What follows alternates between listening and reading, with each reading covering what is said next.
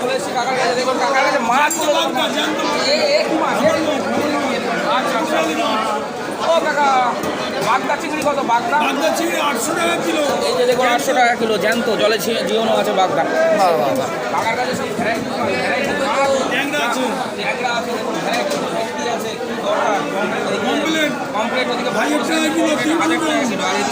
বড় বড় কমপ্লিট এগুলো যেন কি এগুলো পাঁচশে কাকার কাছে 500।